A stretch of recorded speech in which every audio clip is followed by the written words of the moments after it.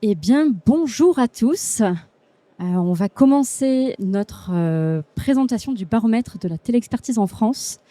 Merci à vous d'être présents. Je suis ravie de présenter la première édition du baromètre de la téléexpertise en France. Pour cette étude, on s'est appuyé sur des chiffres essentiellement de 2025 et sur des millions d'avis qui ont été échangés sur Omnidoc. L'objectif, c'est aussi de pouvoir suivre l'évolution de la téléexpertise dans le temps et de voir aussi comment, au fil des années, les usages de la téléexpertise se sont structurés. Et c'est pour ça qu'on va essayer de faire de ce baromètre un rendez-vous chaque année. Donc c'est la première édition, il y en aura d'autres à venir. On dit souvent que la téléexpertise, c'est une pratique émergente. Sauf qu'aujourd'hui, c'est une pratique qui est déjà en train de transformer la façon dont les médecins se sont organisés, dans la façon dont les médecins pratiquent les soins aujourd'hui. Pourtant, vous le savez probablement, la téléexpertise, c'est une pratique qui est ancienne. Elle ne date pas de son entrée dans le droit commun en 2019. Bien avant ça, les médecins avaient déjà l'habitude d'échanger régulièrement des avis. Voilà, je vois que vous avez fait le signe, effectivement. En fait, ce qui a changé, c'est surtout les canaux de communication. Donc, à l'époque, il n'y avait pas d'outils structurés comme Omnidoc. Et donc, on utilisait le courrier, le téléphone, le fax, donc des canaux qui n'étaient pas structurés. Ce que le cadre réglementaire de la téléexpertise ça a apporté, c'est justement de sécuriser les échanges, de les structurer et aussi d'apporter une reconnaissance à la fois médicale mais aussi financière, puisque c'est une pratique qui est désormais cotable, de cette pratique qui prenait du temps aux médecins qui la faisaient. Et aujourd'hui, justement, cette pratique, elle est en train de devenir une nouvelle modalité d'organisation des soins qui s'est complètement intégrée dans la pratique des médecins. Durant les 15 prochaines minutes à peu près, je vais vous partager 8 chiffres clés sur la téléexpertise en France en 2025. Et après, on laissera un petit moment pour des questions-réponses si vous en avez. Le premier enseignement, c'est que la téléexpertise, elle est désormais ancrée dans le quotidien des médecins. On est désormais sorti de la phase d'expérimentation de la téléexpertise. On peut observer ici un graphique qui montre l'évolution des demandes d'avis envoyées chaque mois depuis janvier 2020 jusqu'à mars 2026, donc il y a quelques temps. Et ce qu'on observe, c'est une croissance continue des avis envoyés année après année. Ce qu'on peut également observer sur ce graphique qui est intéressant, c'est un effet de saisonnalité qui est proche au final de la pratique médicale classique. Vous pouvez voir ici une baisse chaque année de l'activité au mois d'août. Vous pouvez voir également un ralentissement un peu plus faible, mais tout de même présent, de l'activité d'échange d'avis pendant les fêtes. Et vous pouvez voir un relan de l'activité d'avis juste après les fêtes. Donc, on a vraiment une saisonnalité qui est très forte et qui est cyclique, qui s'exprime d'année en année. Ce que les chiffres de cette croissance montrent également, c'est l'importance et la force de l'effet réseau, qui est très très fort en téléexpertise. En effet, dès qu'un hôpital structure un réseau de téléexpertise sur son territoire, ce qu'on voit, c'est que les usages décollent. Et c'est comme ça que, petit à petit, les usages de la téléexpertise n'ont pas cessé d'augmenter. On a aujourd'hui 20 CHU sur les 32 CHU français qui utilisent Omnidoc et à chaque fois, on observe le même phénomène. On a un hôpital qui met en place plusieurs lignes d'avis, on a des médecins de ville qui vont les utiliser et des usages qui vont se diffuser de manière organique. Ce qui est intéressant également, c'est que ces chiffres-là ont également été annoncés officiellement par l'assurance maladie, par la CNAM. Durant les assises de la télémédecine en juin 2025, la CNAM a annoncé qu'il y avait eu 1,5 million de téléexpertises qui avaient été cotées depuis 2022, dont 270 000 au premier trimestre 2025. Et petit fun fact au passage, 92% de ces demandes d'avis ont été réalisées sur Omnidoc. Pourtant, malgré cette croissance qu'on voit qui est continue, la marge de progression, elle est immense. La téléexpertise, c'est aujourd'hui 10 fois moins que la téléconsultation en France. La marge, elle est d'autant plus immense quand on pense que certaines régions qui sont matures sur la téléexpertise, comme par exemple la Bretagne, font aujourd'hui plus de téléexpertise que de téléconsultation. Ça montre quelque chose de profond. Ce que ça montre, c'est que la téléexpertise répond à un besoin structurel très fort des médecins dans un contexte où l'expertise des spécialistes est de plus en plus compliquée avec la raréfaction du temps médical. Le deuxième enseignement, c'est que la téléexpertise est une pratique qui est très majoritairement réalisée par les médecins. D'un point de vue réglementaire, seuls les professionnels médicaux peuvent répondre à des demandes d'avis, donc peuvent être en posture de requérant.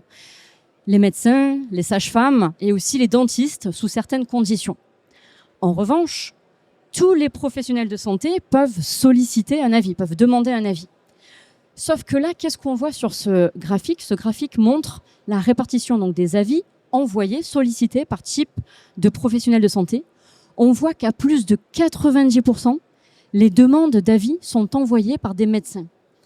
On peut se poser la question de l'explication de ce chiffre. On pourrait penser spontanément que c'est une question de cotation, parce qu'aujourd'hui, seulement les médecins peuvent coter, sauf que c'est faux, parce qu'aujourd'hui, c'est plus seulement les médecins qui peuvent coter les demandes d'avis. On a quelques auxiliaires médicaux, infirmiers, kinés, pédicures, podologues, orthophonistes, qui peuvent coter leurs demandes d'avis. Donc, c'est pas la cotation qui explique ça. Donc, quelles sont les raisons ? On peut se demander. Une des premières raisons, alors sur OmniDoc, il faut savoir que les médecins peuvent personnaliser leur projet, leur réseau en fait, notamment en ouvrant leur ligne d'avis qu'à certains types de professions médicales. Et c'est vrai qu'il y a certains spécialistes, par exemple, qui veulent rendre des avis qu'à des médecins et pas à d'autres professionnels de santé. C'était très important pour nous de respecter ça. Historiquement, les médecins, ils ont toujours voulu garder le contrôle sur leur projet et donc on a tout fait pour, côté produit, leur permettre ça. Ça, c'est peut-être une première raison. Mais une autre raison qui est probablement plus fondamentale, elle est liée à l'organisation du système de santé en France, avec quelque chose de très français qui est l'importance du médecin traitant et la place qu'a le médecin traitant dans le parcours de soins, qui explique probablement l'importance de ce chiffre-là. Et aujourd'hui, c'est vrai que la téléexpertise, elle se structure surtout autour de la relation entre le médecin généraliste et le spécialiste. Le troisième enseignement, c'est que la téléexpertise s'est diffusée de l'hôpital vers la ville.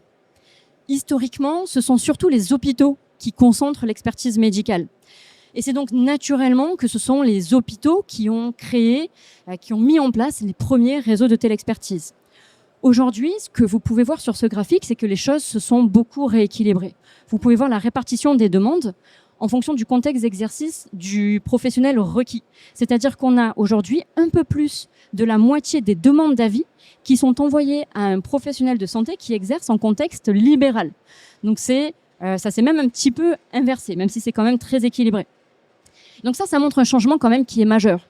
C'est que la téléexpertise, c'est plus une organisation seulement hospitalière. La téléexpertise, c'est véritablement devenu un outil quotidien des médecins. Et cet équilibre assez parfait entre ville et hôpital, ça permet également de mettre en place des filières de gradation des soins au sein même de la ville et entre la ville et l'hôpital. Et j'ai 2 exemples à vous partager. Le premier, c'est un exemple qui concerne le traitement des plaies. On a dans le département Ille-et-Vilaine un centre de médecine physique et de réadaptation qui s'appelle le pôle Saint-Hélier, qui est capable de rendre des avis sur les plaies. Eh bien, ils ont mis en place un réseau de téléexpertise qui s'adresse à tous les professionnels de santé d'Ille-et-Vilaine. Donc, par là, j'entends médecins, mais aussi potentiellement des infirmiers, qui peuvent solliciter ce pôle d'expertise pour demander des avis sur de la plaie.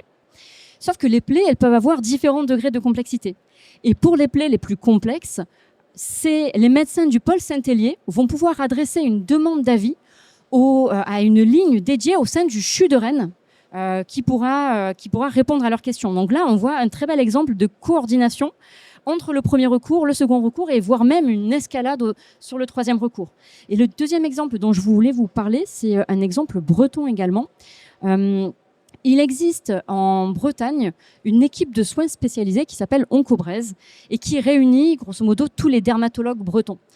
Et ces dermatologues se sont organisés ensemble pour rendre rapidement des avis en dermatologie sur les cancers cutanés à tous les médecins généralistes du département. Ce qui est particulièrement important quand on sait que la prévalence des cancers cutanés en Bretagne, elle est très importante. Donc là, on a déjà un premier niveau d'échange entre premier et second recours au sein même de la ville. Et là encore, le CHU de Rennes a mis en place une ligne d'avis dédiée cette fois-ci aux médecins de l'ESS, de l'équipe de soins spécialisés Oncobrez, pour répondre à leurs questions sur le sujet des biothérapies. Aujourd'hui, elles sont ouvertes à tous les dermatologues, mais certains médecins, notamment les plus âgés d'entre eux, ne savent pas bien comment gérer les biothérapies. Ils peuvent donc solliciter l'expertise du CHU de Rennes pour ça. Et c'est vraiment la téléexpertise qui permet de mettre en place cette organisation graduée de l'expertise médicale. Et donc, on voit ici que la téléexpertise, c'est loin d'être seulement un outil numérique, c'est vraiment un outil qui est au service de l'organisation des soins. Le quatrième enseignement que je voulais vous partager aujourd'hui, c'est que la téléexpertise est devenue une passerelle qui est systématique entre le premier et le second recours. Et c'est là peut-être l'évolution la plus structurante qu'on constate. Pendant longtemps, le parcours classique, c'était quoi ? C'était un médecin généraliste qui faisait face à une suspicion clinique, derrière un rendez-vous auprès d'un spécialiste, plusieurs mois d'attente et enfin une consultation de spécialiste. Aujourd'hui, le parcours il devient différent. On a une suspicion clinique, puis la téléexpertise intervient. Le médecin spécialiste va pouvoir prioriser en fonction du cas et proposer une consultation seulement si c'est nécessaire. Et on voit que ça permet à la téléexpertise d'être un outil de tri médical intelligent dans un contexte de pénurie médicale. Et à cet égard, les chiffres d'Oncobrez, cette fameuse ESS, sont assez édifiants. Vous voyez que dans le cadre de cette ESS, il faut seulement 4 jours pour obtenir un rendez-vous avec un dermatologue spécialiste à l'issue d'une téléexpertise qui indique un mélanome. 4 jours. Je ne sais pas si vous avez en tête le délai moyen d'obtention chez un dermatologue. Combien ? Quelques mois. On est sur 1 mois et demi. Alors 1 mois et demi parce que c'est lissé à travers les départements et qu'il y a des départements où il y a une densité de dermatologues beaucoup plus importante qu'ailleurs. 36 jours, parfois dans certains départements, ça peut aller jusqu'à 6 ou 9 mois. C'est énorme. Et là, 4 jours. Donc là, on voit vraiment à quel point c'est rapide. L'autre point qui est hyper intéressant sur ce graphique, c'est que vous voyez que donc là, c'est le parcours à l'issue d'une téléexpertise du patient. Et on voit que dans 1/3 des cas, il n'y a pas de suivi nécessaire. Et ça, qu'est-ce que ça montre ? Dans une autre vie, qu'est-ce que ça aurait donné ? Ça aurait donné un rendez-vous chez un spécialiste et donc un agenda du spécialiste qui est embolisé pour des rendez-vous et des consultations inutiles. Et donc, on voit ici que la téléexpertise, elle produit un double effet. D'une part, elle permet d'accélérer l'accès à l'expertise pour les cas les plus graves. Et d'autre part, elle permet à des spécialistes qui sont complètement sous l'eau d'éviter des consultations inutiles. Et ça, c'est fondamental dans un contexte de pénurie médicale. Un autre phénomène qu'on observe surtout en discutant avec les près de 3000 dermatologues qui sont sur OmniDoc, c'est qu'on a aujourd'hui de plus en plus de spécialistes qui reçoivent des patients quasiment plus qu'à l'issue d'une téléexpertise. Pourquoi ? Parce qu'ils ont pu auparavant évaluer l'urgence du besoin, analyser le dossier, préparer la prise en charge. Et s'ils font ça, c'est aussi parce qu'en fait, ils peuvent pas faire autrement et qu'en faisant ça, leur agenda est déjà embolisé par les cas les plus graves. Et donc, on voit là, ici, à quel point la téléexpertise transforme vraiment de manière très durable la façon dont les spécialistes organisent leur temps médical. Et on voit aussi que ça permet de remettre le médecin traitant au centre du parcours de soins.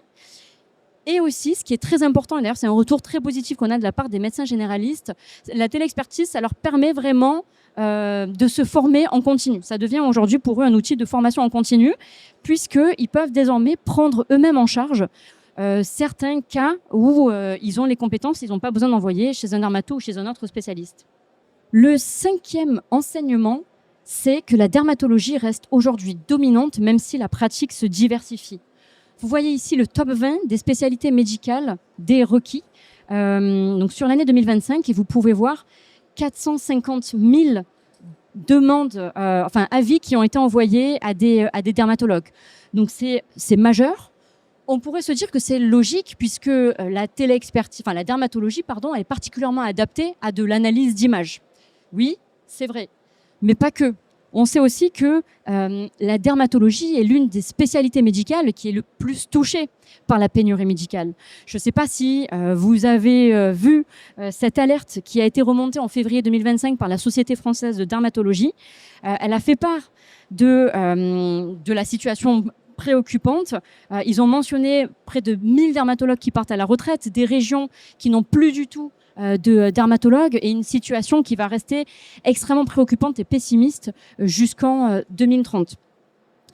Et donc, historiquement, la dermatologie, ça a été l'une des premières spécialités qui a éprouvé la nécessité de se réorganiser pour devoir absorber cet afflux de demandes.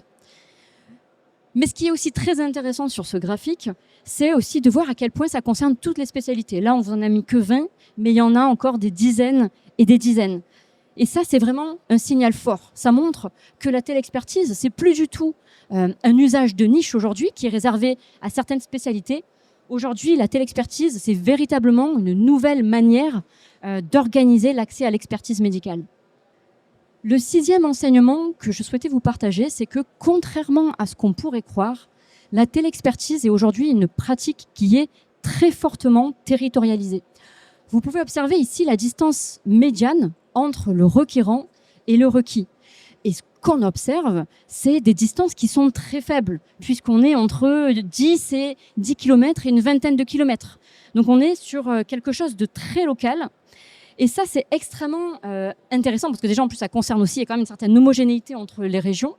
Et c'est très intéressant, puisqu'on pourrait se dire que la télexpertise, elle efface les territoires. C'est un outil numérique qui pourrait effacer les territoires, mais c'est vraiment l'inverse. Aujourd'hui, la télexpertise, elle renforce les réseaux de soins existants sur les territoires. Les médecins continuent de travailler avec les spécialistes qui sont autour de chez eux. Et c'est logique, puisque derrière, il faut que le spécialiste puisse prendre en charge le patient s'il y a un besoin. Et on ne va pas demander au patient de traverser des régions ou la France entière pour être soigné. Et donc, la télexpertise, c'est véritablement une pratique qui fluidifie les relations territoriales. Ce n'est pas une pratique qui les remplace. Et ça, c'est quelque chose qui est très important pour OmniDoc, quelque chose qu'on défend, quelque chose qu'on peut voir d'ailleurs à travers notre produit. On a notamment un annuaire qui est géolocalisé, où les médecins peuvent voir tous les professionnels de santé qui sont inscrits autour de chez eux. Et c'est une manière de les inciter en fait à solliciter ces médecins-là. Et même dans l'accompagnement de ces médecins-là, c'est quelque chose qu'on soutient puisqu'on va les accompagner, les aiguiller pour communiquer auprès de leurs correspondants existants, pour qu'ils restent vraiment sur une façon d'échanger des avis avec le territoire. Ce qui est également intéressant sur ce graphique, c'est que en fait, ces distances, elles reflètent également la densité médicale des différents départements. Vous voyez ici qu'en Île-de-France, on est sur 10 km de distance entre requérant et requis, là où en Corse, qui est par sa géographie un département avec une densité médicale plus faible, les distances sont plus élevées. Et ça montre encore que la télexpertise, elle s'inscrit dans les parcours de soins et elle s'adapte à chaque région. Le 7e enseignement que je souhaitais vous partager, c'est que, donc c'est en lien avec ce que je vous ai dit précédemment, les territoires ultramarins, ils font un peu exception à ce que je vous montrais précédemment. Vous voyez ici la part des télexpertises locales. Donc on a mis un seuil à moins de 50 km par région. Et là, ce qui est frappant, c'est la faible part des télexpertises locales pour tous les territoires ultramarins. Mayotte est particulièrement remarquable à ce sujet. Il y a à peine 12% des télexpertises qui sont réalisées à moins de 50 km de distance entre requérant et requis, mais ça concerne vraiment tous les territoires ultramarins. L'explication la plus évidente, c'est que ce sont des territoires qui sont particulièrement touchés par l'accès à l'expertise médicale. Il y a un rapport de la Cour des comptes que vous connaissez peut-être, qui est tout récent, qui date de 2026, qui s'appelle « L'amélioration de l'accès aux soins d'outre-mer », qui montre, qui a du coup calculé la densité médicale en fonction des territoires. Sur les territoires ultramarins, on est entre 39 et 174 praticiens pour 100 000 habitants. Alors qu'en métropole, donc hors territoire ultramarin, on est à 146 000 en moyenne, 146 praticiens pour 100 000 habitants en moyenne, donc en sachant qu'il y a des disparités en fonction selon les différents départements. Donc, on est sur des territoires qui souffrent d'une faible densité médicale. Et donc, ça peut expliquer ces chiffres-là. Et ça montre que lorsque l'expertise elle n'est pas présente localement, eh bien, la télexpertise va devenir un outil qui est essentiel pour maintenir l'accès aux soins dans ces territoires. Puisque on va pouvoir mobiliser rapidement des spécialistes qui se situent ailleurs sur le territoire national.